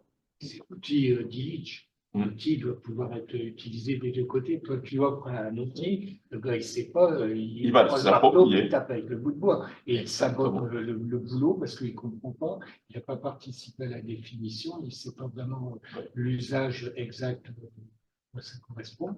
Et donc, ça te fait de l'exclusion. Exactement. Mettre l'outil à disposition, tu ne le formes pas, tu ne l'as pas associé au projet, tu le... Pas co-construit avec lui pour comprendre de quoi il avait besoin, et c'est le risque. Donc, du coup, ça a un potentiel énorme, mais ce potentiel, on est loin d'être sûr de le réaliser. Et donc, ça soulève des gros enjeux. Bon, sans compter que ça rajoute plein de choses là-dessus, qui est que souvent sur Smart City, on va nous citer des exemples de Smart City en considérant que parfois en raisonnant à partir d'une petite réalisation locale. C'est-à-dire qu'on observe aussi qu'il y a beaucoup d'expérimentation et en fait, on a du mal à passer de l'expérimentation à une solution qui est viable à l'échelle. Donc, il y a à la fois, effectivement, toute cette question, éviter un technosolutionnisme qui va rien résoudre du tout et qui va créer de l'exclusion supplémentaire, et en plus, s'assurer que notre solution, si elle marche localement, est-ce qu'on est capable de l'améliorer? Ça peut être très bon. Il y a, dans certains endroits, par exemple, on a amélioré le fonctionnement de systèmes de transport urbain en faisant en sorte que des personnes puissent accéder par exemple, à des bus, à des choses comme ça, là où elle Les bus à la il n'y avait demande, pas par que ça. exemple. Ouais. Dans les grandes agglomérations sans transport, les systèmes de bus à la demande, ça fait comme ça, tu n'as pas besoin d'avoir des lignes qui passent tout le temps quand tu as 2 pèlerins à la journée, non mais c'est clair. En revanche, ces personnes-là peuvent enfin avoir un bus. Exactement. Donc, c'est en train de se mettre en place dans certains endroits. Du petit bus. Ce qui pourrait être intéressant, c'est de regarder en quoi les villes qui se disent smart cities, selon des critères qui peuvent être variés, sont aussi, pour certaines, les mêmes qui se disent villes inclusives. C'est ça qui intéresse. Parce que, alors, justement, on avait, dans notre chapitre, c'est ça que j'étais en train de rechercher, on avait, comme on avait repéré, on avait analysé un certain nombre de sites web, aussi bien d'entreprises que de collectivités et de villes, il y a quand même pas mal d'entreprises, de villes, pardon, qui se disent villes inclusives, avec des déclinaisons variées hein, selon les cas. Mais le croisement pourrait être intéressant à étudier Où on et en à est chercher, maintenant. de savoir et de croiser avec est-ce que ce sont les mêmes ou est-ce que certaines d'entre elles sont les mêmes qui se disent villes intelligentes et en même temps villes inclusives et pourquoi, comment font-elles cette analyse et dans la pratique finalement qu'est-ce que ça donne effectivement. Donc il y a peut-être quelque chose là aussi qui peut être tout à fait intéressant. Moi, chez les DVG, on a fait un article avec Stéphane Mann et Alexandre Steyer, il y a de l'équation structurelle. On avait regardé justement les sites des grandes villes qui se disaient intelligents. Et donc il y en a beaucoup qui Il y en a beaucoup qui se le Ils disent. se disent intelligentes et on en et- avait repéré un certain nombre qui se disent inclusives. C'est Voilà. surtout non, nous, on n'est pas quand même inclusif, on Oui, est mais- intelligent avec les critères de l'association et tout ça. Et surtout, on avait repéré que plus elle se le disait, je résume un peu, moins elle l'était. Je crois qu'il y avait l'exemple le plus, ça doit être Nice. Partout, on parlait d'intelligente et tout ça, et que dans la réalité, il n'y a rien. Donc, c'était avec une analyse. C'est comme les budgets participatifs Peanuts Ouais. qui dépensent plus d'argent en communication sur le programme que sur le programme lui-même. Hein. C'est assez marrant comme histoire. Il y a toujours fait la question. C'est fréquent. Par les acteurs d'intérêt de communication des acteurs. Bah oui. Ben oui, on va mettre en valeur, on va essayer de mettre en valeur ce qu'on fait. Après, parce que dans les on a quelques personnes, il y a quelqu'un qui s'appelle Pascal Friquet qui fait une thèse avec David Carassu, Pierre Marin et moi-même, donc David étant et Pierre étant à Pau, il y a eu Pau, qui travaille sur la valeur publique, Smart City valeur publique et la façon dont justement, alors nous, on est plutôt l'entrée de Pascal, c'est sur la façon dont les Smart Cities vont pas créer de la valeur publique, quelles sont les dimensions sur lesquelles on va jouer et comment on arrive à faire en sorte que la Smart City crée de la valeur publique, quel type de valeur on va créer et comment on développe les projets, avec l'interrogation sur le rôle de la gouvernance. Quel type de gouvernance pour que ces projets marchent ou pas.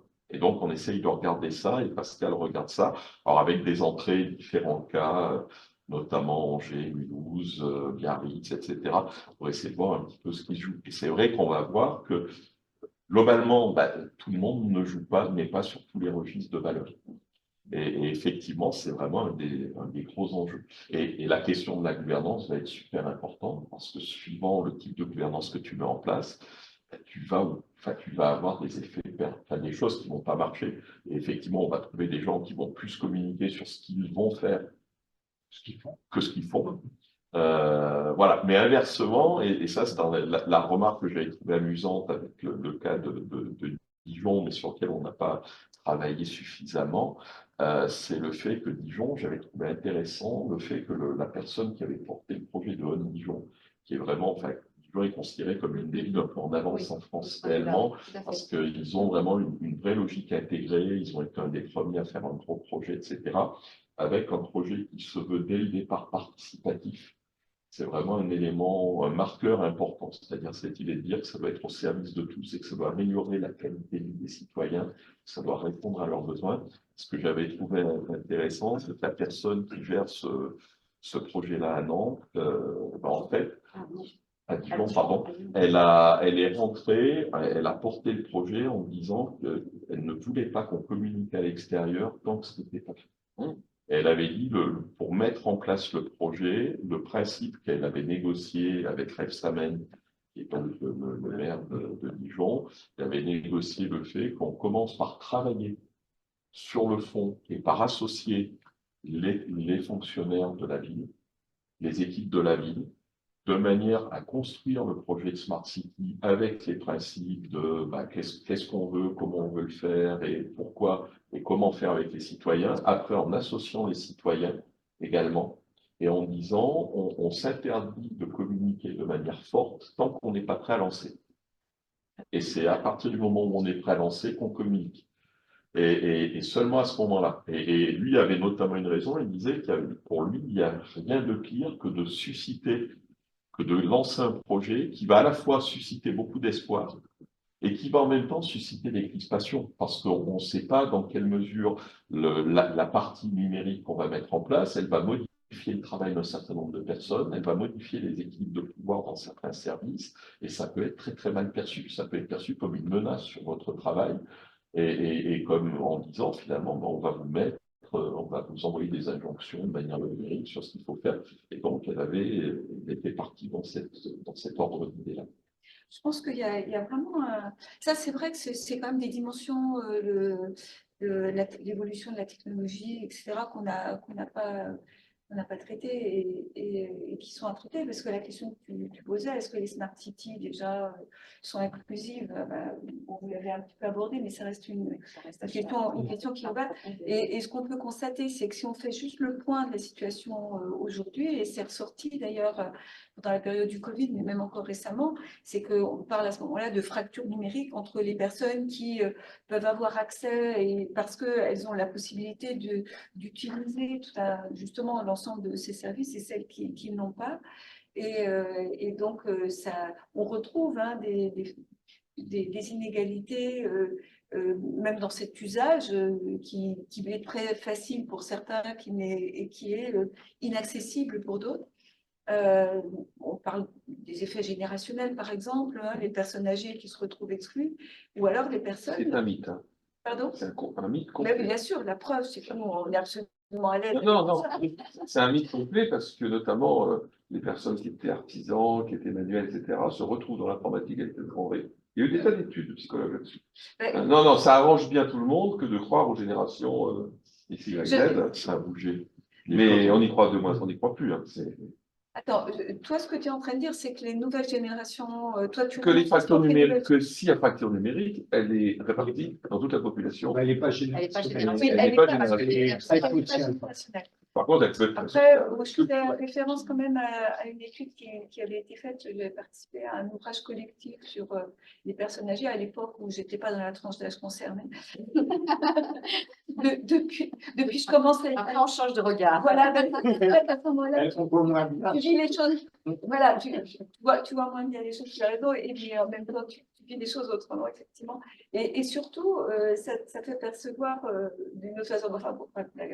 Mais toujours est-il que il y avait une étude qui avait quand même mis en évidence qu'il y avait, ce qu'on pouvait relever, c'est que des personnes se retrouvaient exclues Mais des jeunes aussi.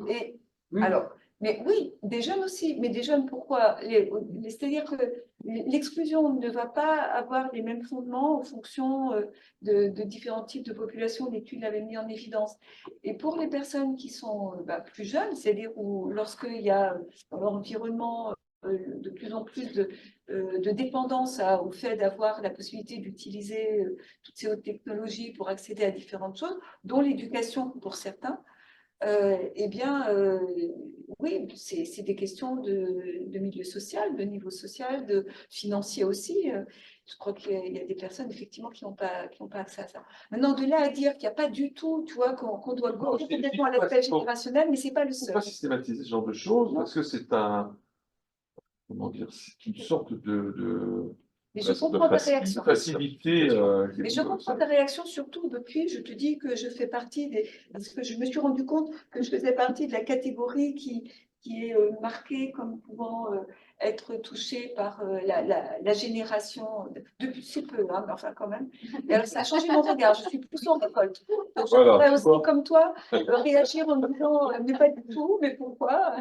Mais en fait, bon, il y a quand même des études. Et bon, le point, c'est la façon dont tu l'as dit qui était la plus juste, c'est-à-dire qu'il y a des fractures numériques qu'on ne peut pas ramener uniquement à un phénomène générationnel. De toute façon, la notion de génération, on peut la déconstruire aussi, hein, parce que donc ces fameuses tranches d'âge et le fait que quelqu'un, parfois, à un jour près, se retrouve dans une catégorie ou une autre.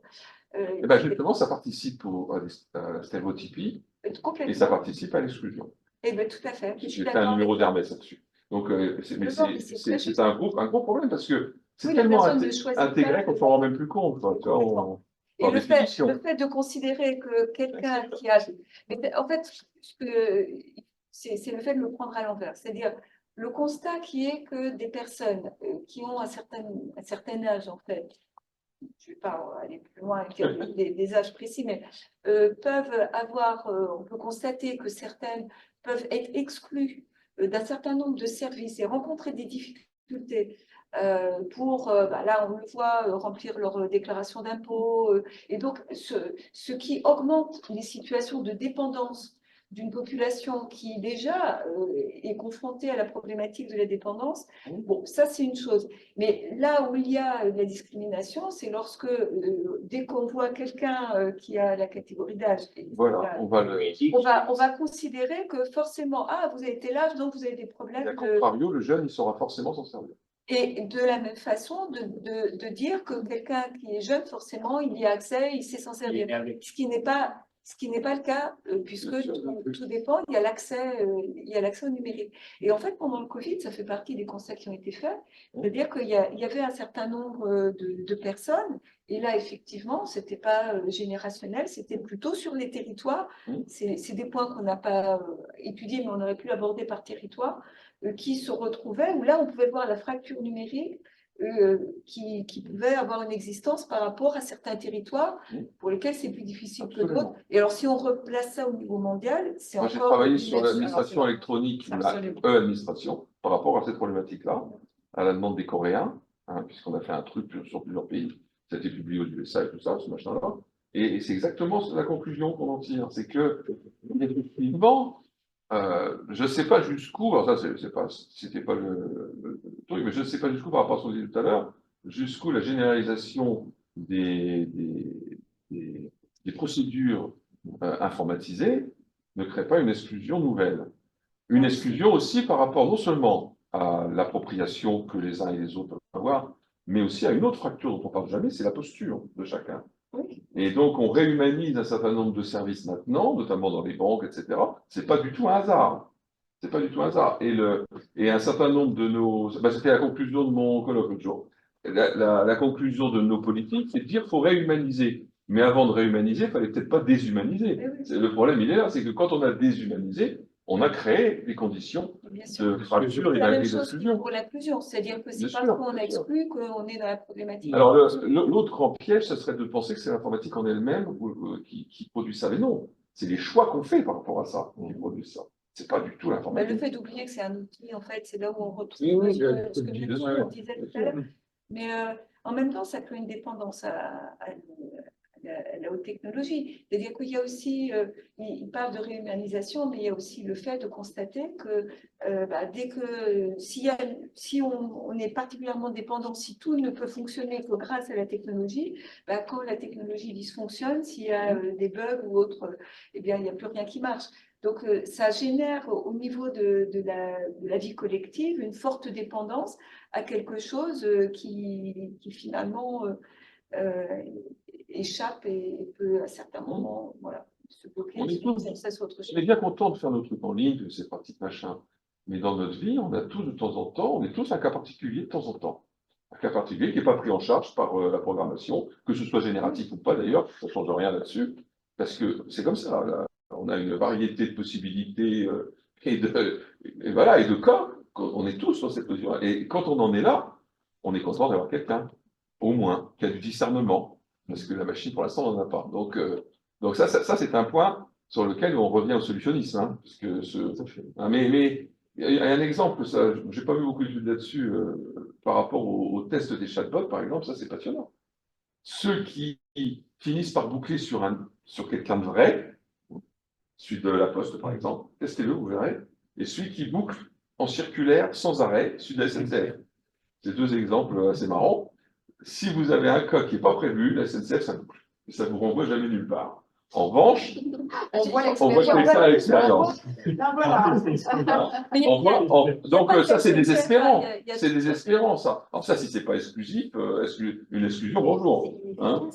Hein? C'est complètement inefficace. Ah ben c'est complètement efficace, ça donne une mauvaise image de la Ça boîte. donne- oui, et en plus, il y a tous les effets. Tu as Il y a l'effet tous les direct effets. et indirect, la réputation, etc. etc. Ça ne peut, je me souviens, ça ne peut s'articuler qu'avec une logique de discernement par rapport au fait qu'on n'a pas des cas particuliers dans notre société, mais on est chacun de temps en temps un cas particulier potentiel, de toute façon. Hein, il te manque tel papier, il te manque tel truc, voilà. Et si tu aussi un petit peu Flixbus, tu veux faire un truc, ça ne va pas, ça te fait normal. Ça passe des heures, tu dis, ah, ben, je vais le mettre, hop, il y a une erreur, tu tournes, tu dis, bon, pour 4 € que je perds, ou 5 €, c'est pas cher. Le Flixbus, tu renonces. L'autre truc te disait aider des gens à faire des déclarations d'impôts sur Internet, mais c'est pas nouveau, ça, c'est pas Internet qui a créé ça.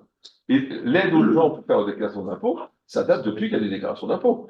Autrement dit, on avait un pourcentage de gens qui avaient besoin d'être aidés depuis très longtemps. Oui, mais il y a aussi l'accès, enfin, je parlais de ça, mais il y a pour toutes sortes de services, là, il y a des tas de services dont on n'a accès que par Par les numérique. sites, par Bien le sûr. numérique. Voilà. 90% de Et, France numérique. Et voilà, alors bon, c'est sûr que dans bien des cas, ça facilite les choses, on peut le faire quand on a le temps et à n'importe quelle heure, mais c'est vrai que ça génère aussi des formes d'exclusion, parce que la fameuse fracture numérique dans la population, avec en même temps la dépendance à tout ça.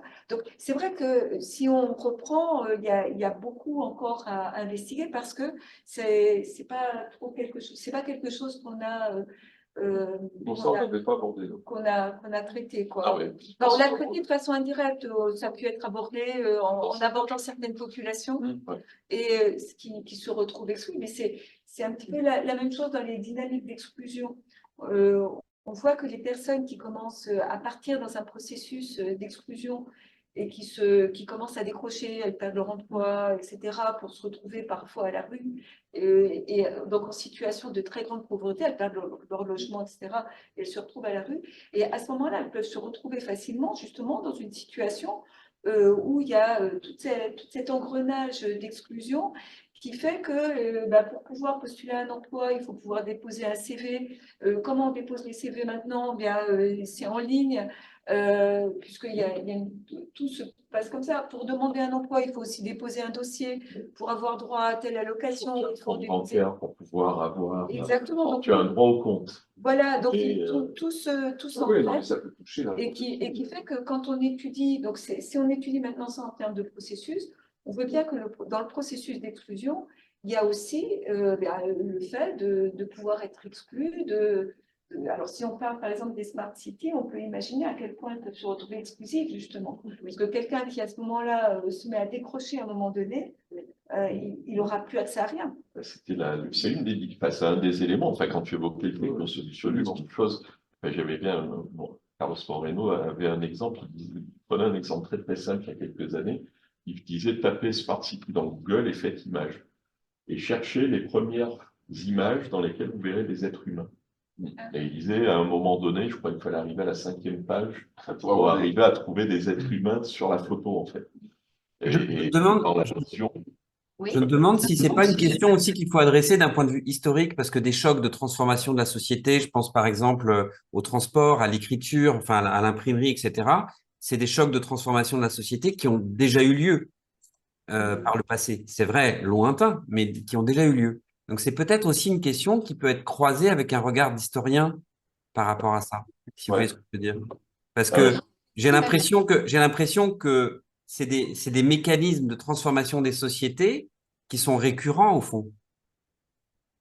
Oui, et avec peut-être une question dans ce que vous amenez, c'est-à-dire que la technologie, elle évolue et elle impulse des changements. Et on a l'impression que ces changements-là, c'est le rapport à la technologie qui a été étudié par ailleurs, qui fait que c'est des changements qui sont subis, des transformations qui sont subies, et qui fait que la société va s'adapter à ces grandes évolutions. Et on voit historiquement comment les sociétés ont été transformées. C'est vrai que les historiens sont précieux. Tout à l'heure, je parlais de différentes disciplines, mais les historiens, on en a besoin aussi. Donc, comment tout ça a impacté l'évolution de la société et la transformation. Et la grande question à ce moment-là, c'est de voir dans quelle mesure on choisit la société vers laquelle on va. C'est-à-dire que tout à l'heure, quand je disais, la question soulevée, c'est comment on fait société, mais aussi quelle est la marge de choix, quelle est la marge de manœuvre qu'on a pour faire société.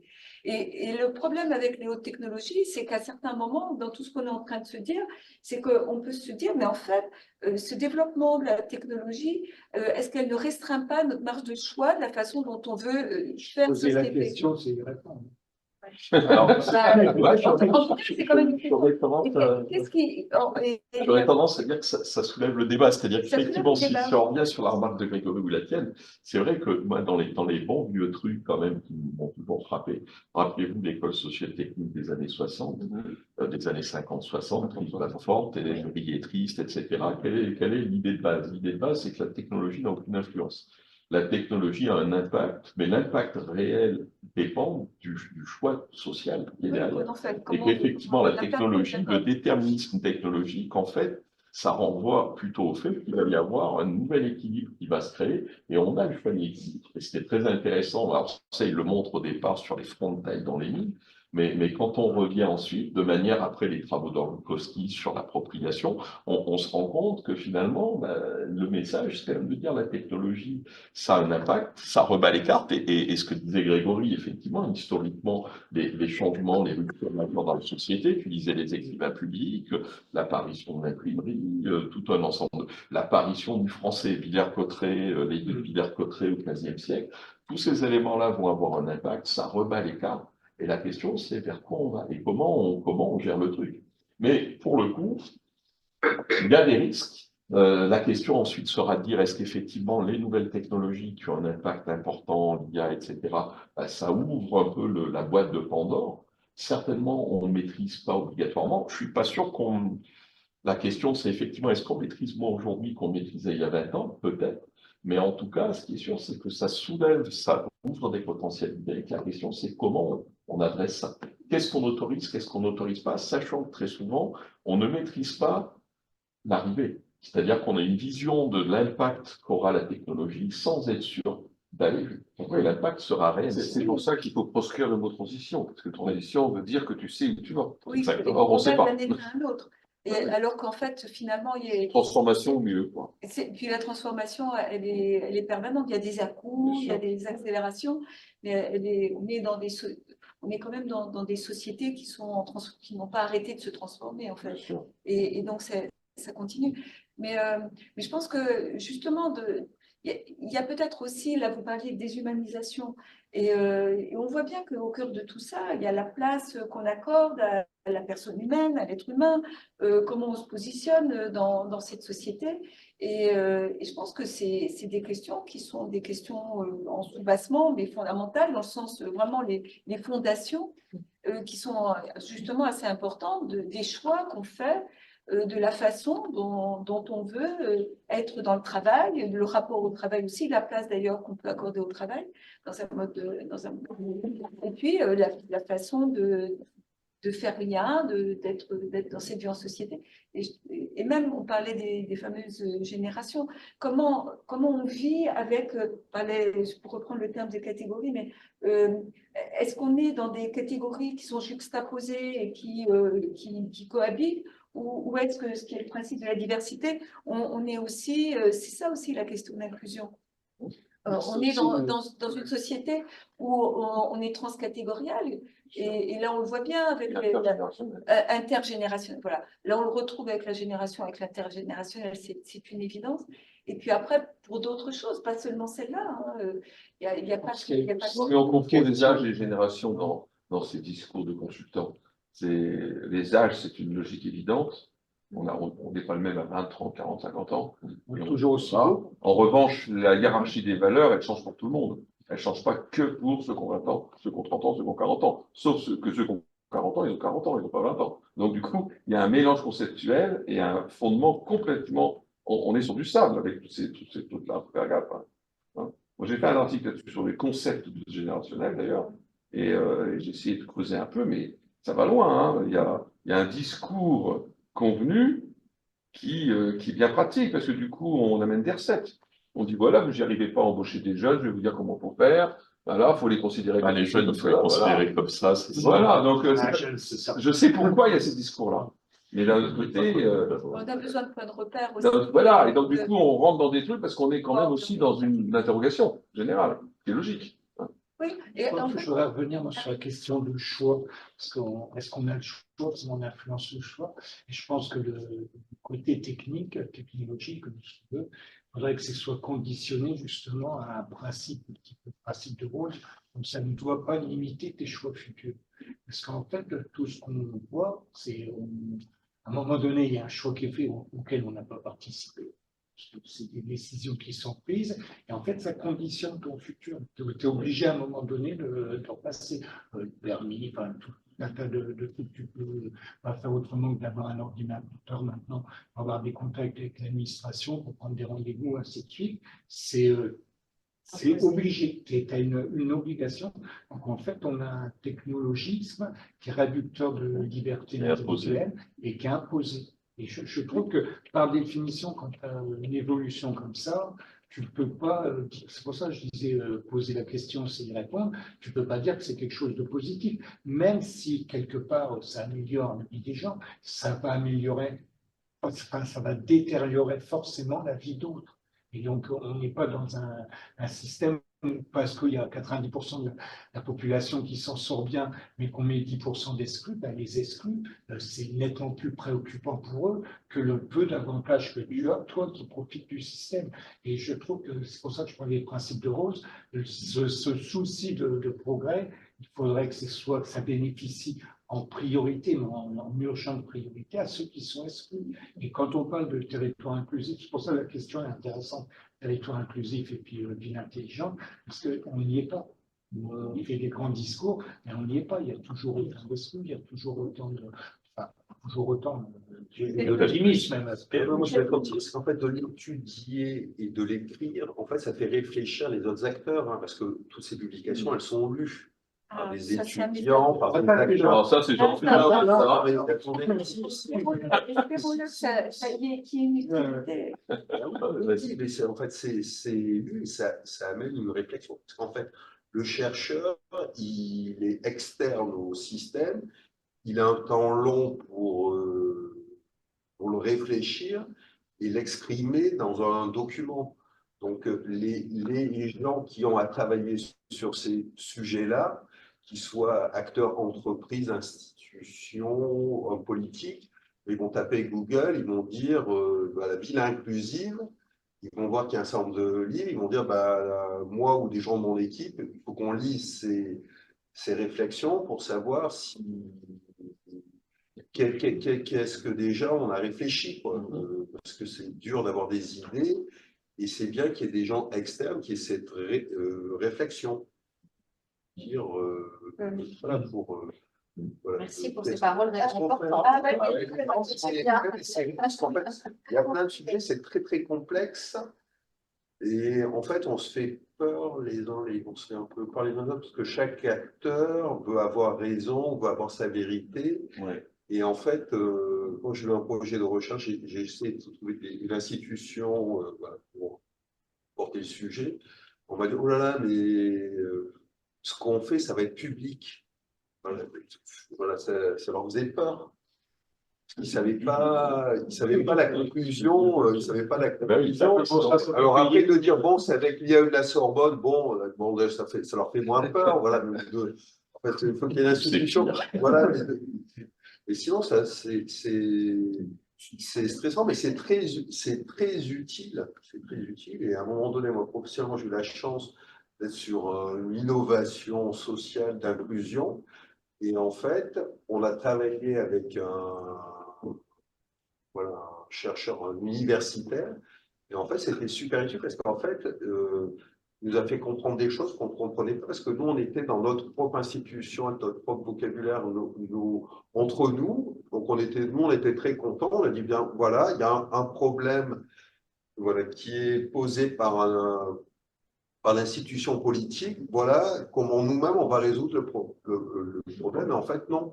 universitaire, il va dire, bah, attendez, non, parce que vous êtes un acteur peut-être de la solution, peut-être. Il y a d'autres acteurs, il y a d'autres façons de faire, il y a des acteurs qui veulent interagir ou pas. Voilà. Est-ce qu'une université veut parler avec une association, veut parler avec une entreprise, une autre administration? Et en fait, ça peut paraître simple, mais comme les gens ne se connaissent pas, bah, ça crée. C'est quoi l'intérêt de l'autre de travailler avec moi? Est-ce qu'il ne va pas s'accaparer ma réflexion, mon travail? C'est super dur. C'est juste, c'est dans le bouquin, il y a toute la question sur les écosystèmes, sur les interactions d'acteurs, et c'est vrai que c'est une des difficultés importantes, c'est comment construire le changement, et en fait, on a besoin souvent d'interagir. Peut parler à plein de gens, de dire, voilà, vous êtes une institution, vous êtes un homme politique, vous êtes une entreprise, l'acteur est obligé de répondre honnêtement de son point de vue. Ouais. Et le chercheur peut dire, je peux essayer de le synthétiser avec le moins de biais possible. Oui, il va essayer d'apporter ça, mais il y a aussi dans ce que tu dis, il y a tout le côté de dire souvent les solutions doivent être co-construites à plusieurs, et on doit arriver à collaborer, à faire coopérer des acteurs un peu différents pour bâtir une solution qui tienne. Et souvent, tu vois, il y a ce qu'on met en fait dans cette histoire d'écosystème inclusif, c'est aussi ça, c'est-à-dire le fait de dire à un moment donné, on va construire des solutions et on a besoin d'être plusieurs. Et juste pour prendre un exemple, alors qui n'était pas là, mais il y a eu une thèse qui est en cours, même qui a été soutenue à l'IAE sur la question des JO 2024 qui doivent être inclusifs. Et donc, notamment les JO paralympiques, on veut être inclusif, on veut être exemplaire, etc. Et une des difficultés qu'on a, c'est qu'en fait, on décrète le fait que les JO doivent être inclusifs, donc c'est une super idée. Mais pratiquement, ça veut dire quoi? Ça veut dire qu'on va essayer de faire en sorte que les associations collaborent, coopèrent pour essayer de proposer des choses qui vont permettre d'avoir des JO inclusifs. Mais une des difficultés qu'on a, c'est qu'il faut organiser le dialogue entre les associations, assurer la coopération, se comprendre, trouver des solutions qui marchent. Et au bout d'un moment, le risque, c'est de dire, mais finalement, tout ça prend quand même du temps. C'est pas très, très facile. Ce serait quand même bien mieux si au niveau central, on vous disait ce qu'il faut faire pour que ça marche. Parce que vous, votre association, elle est bien gentille, mais finalement, vous êtes compliqué quand même. C'est ça que c'est passé. C'est, disons, une des tendances. En tout cas, on ne sait pas, on va espérer. Parce que l'homme politique est pressé, c'est qu'il est obligé d'avoir des résultats, des volumes, des chiffres. Moi, j'ai été surpris sur cette action d'inclusion. En fait, on me demandait des résultats avant que ce soit mis en œuvre. C'est-à-dire qu'on me disait, ben voilà, vu la taille comme vous êtes un acteur sur ce domaine-là, il faut que vous en fassiez. J'ai dit, mais attendez, on part de zéro. Voilà, comment on va faire? Oui, ça c'est les remarques qu'on nous a fait dans les tiers-lieux culturels, ça. La temporalité. Donc, du coup, au bout d'un moment, ils vont même plus chercher de subventions, parce que ça ne sert à rien, puisqu'on leur demande des preuves de quelque chose qu'ils n'ont même pas commencé pour pouvoir obtenir des aides. Et on ne se rend pas compte de ça, mais il y a une temporalité qui ne correspond pas à la collaboration du collaboratif ou du citoyen. C'est une autre collaboration. Oui, mais un tiers-lieu, ça peut être Starbucks. En fait, vous avez Internet, il y a du monde, vous avez du café. Donc, un tiers-lieu, ça s'appelle Starbucks. C'est un tiers-lieu privé. Et tu peux avoir un tiers-lieu privé, et puis si tu vas même dans le cas extrême, dès lors qu'il y a un effet et que l'État décrète de dire je mets une enveloppe de 100 millions d'euros sur la table pour créer des tiers-lieux en France, globalement, on va se spécialiser pour faire des réponses à notre appel d'offres. Et certes, on ne sait pas trop quels vont être les indicateurs, mais on va bâtir une réponse au niveau de notre territoire avec les bons ingrédients qui vont bien en disant non, mais on a fait des salles des fêtes il y a quelques années, on va faire un tiers-lieu, ça va marcher. Et là, vous avez un effet performatif. On va qualifier de performatif, du simple fait de lancer le projet, etc. Après, ce qu'il faut se dire, c'est que demain, on a ouvert le champ des possibles. C'est-à-dire qu'il y a des gens qui vont s'emparer de ça, qui vont monter des projets. Il y a des projets qui vont marcher, c'est génial. Il y en a d'autres qui, par contre, vont certainement échouer. On aura donc dépensé de l'argent pour aider à financer des projets. Ça bloque tout le côté revendicatif des tiers-lieux, qui est aussi une grosse partie des tiers-lieux.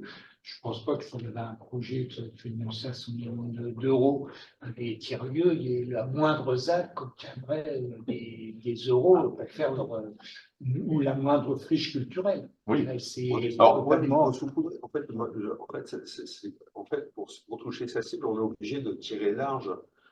Enfin, moi, j'avais une tante qui était assistante sociale, elle me disait, Olivier, en fait, l'aide sociale, en fait, par rapport à 10 euros donnés, en fait, il n'y a qu'un euro qui soit vraiment utile, et qu'une personne sur 10.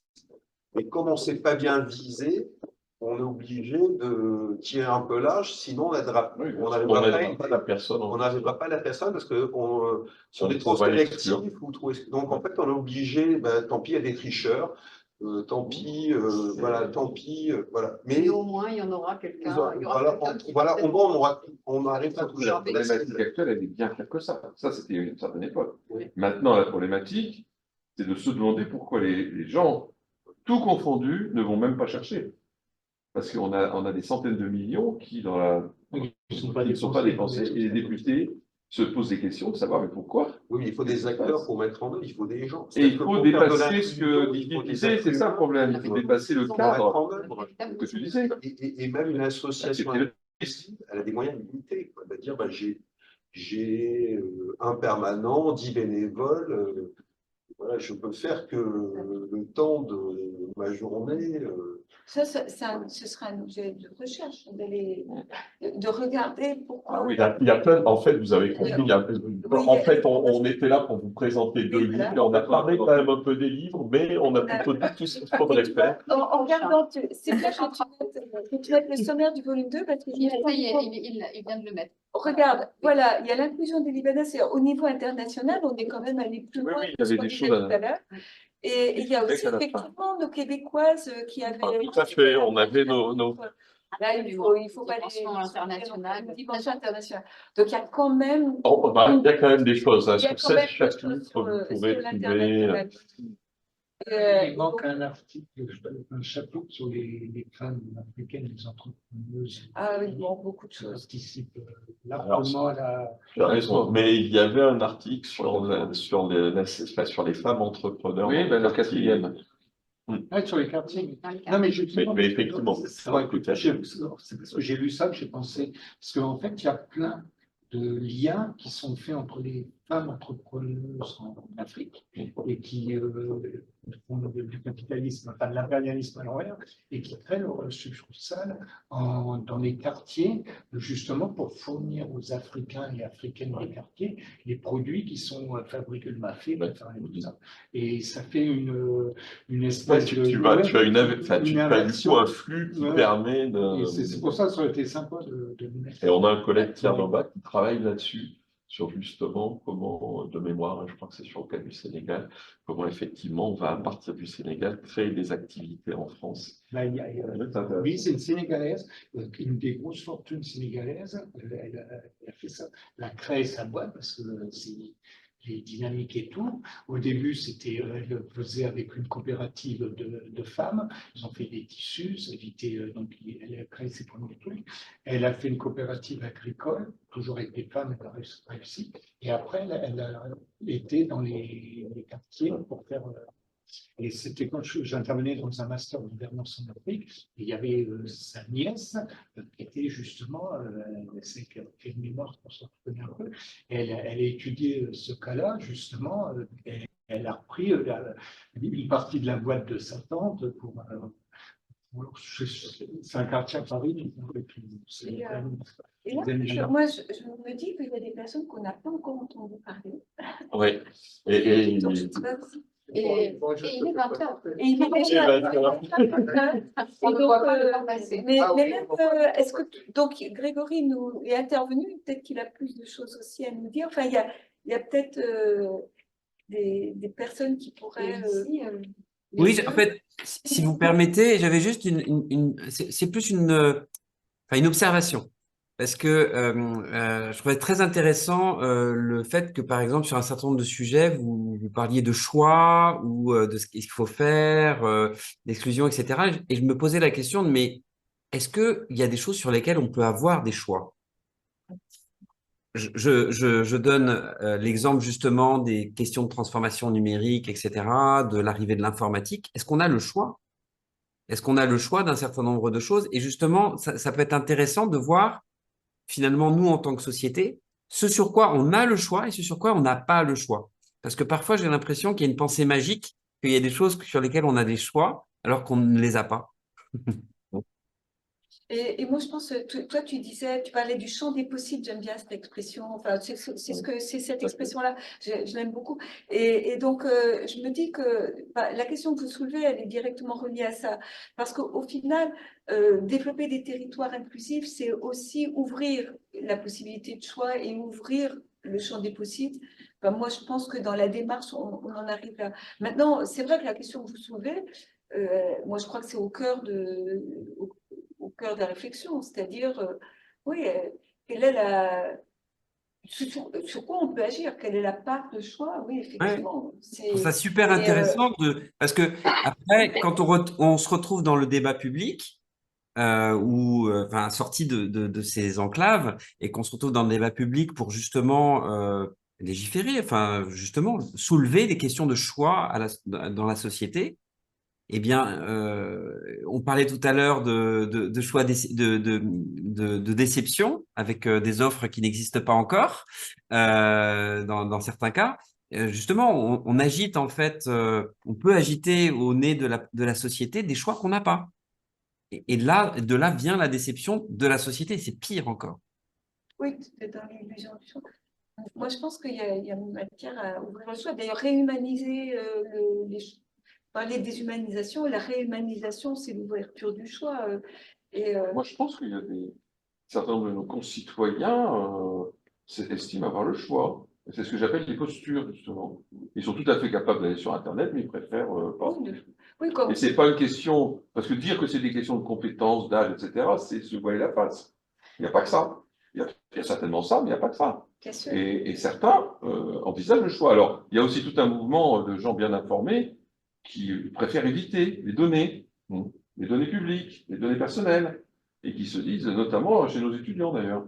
Moi, j'ai remarqué que, bon, j'ai pas fait d'études là-dessus, mais parmi nos étudiants, on a effectivement des comportements, des postures où ils savent tout à fait utiliser tout ça, mais où ils préfèrent pas.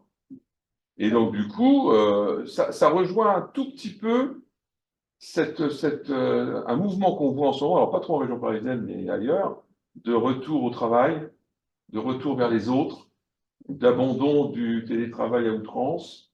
Ça rejoint un tout petit peu ça, par certains côtés. C'est-à-dire choisir, finalement, une autre façon de voir les choses.